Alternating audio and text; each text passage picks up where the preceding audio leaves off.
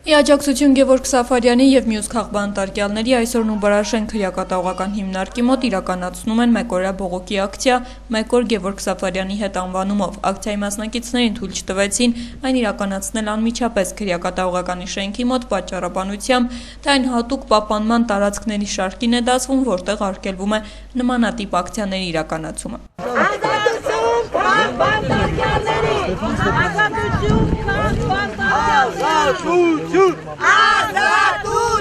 Հավաքների, խաղաղ հավաքների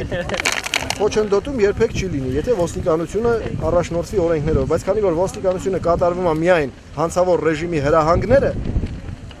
ուղղակի դրան փորձում են փաթեթավորել օրենքներով։ Օրենքի սահմանված կարգով դուք եկել եք ակցիայի մասնակիցներին պահանջում եք, որ լռեն փող գնահատել, եթե այդպես է, դուք այդ օրենքը բերեք ինձ հիմա ցույց տվեք, մենք էլ կարծենք որպես քաղաքացիներ ձեր հետ միասին որ օրենքն եք ուզում, որ ինչքան հեռավորության ոչ մի հեռավորության նշած չի։ Ակցիայի ընթացքում մասնակիցներին թույլ չէին տալիս նաև վանկարկումներ կատարել հիմնավորմամբ, թե այդպիսով ցուցարարները կխոչընդոտեն կառույցի բնականոն աշխատանքը։ Այս մասին ակցիայի մասնակիցներին տեղեկացրեցին, երբ վերջիններս սկսեցին վանկարկել Ազատություն Գևորգ Սաֆարյանին։ Ակցիայի մասնակիցները պատրաստվում են մինչև վաղը 20:00 ակցիան շարունակել։ Գևորգ Սաֆարյանի նկատմամբ կիրառվող պատիժը անհամաչափ մեծ է, որ Գևորգ Սաֆարյանը հանդիսանում է քաղբանտարկյալ։ Դրան հետևել է այն, որ Գևորգ Սաֆարյանի նկատմամբ բռնաճնշումներ են իրականացվել քրեակատարողական հիմնարկում, որին համոզված եմ, որ անմասն չի մնացել քրեակատարողական հիմնարկի տնօրինությունը։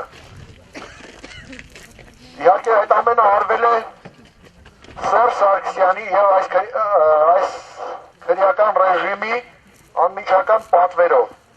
Նոր Հայաստան հանրային փրկության ճակատի անդամ Գևորգ Սաֆարյանը հիշեցնենք անազատության մեջ է ամանորի գիշերվանից ոստիկանության նկատմամբ բռնություն գործադրելու մեղադրանքով։ Դատարանը ընդդիմադիր ակտիվիստին 2 ամսով կալանավորելու որոշում է կայացրել։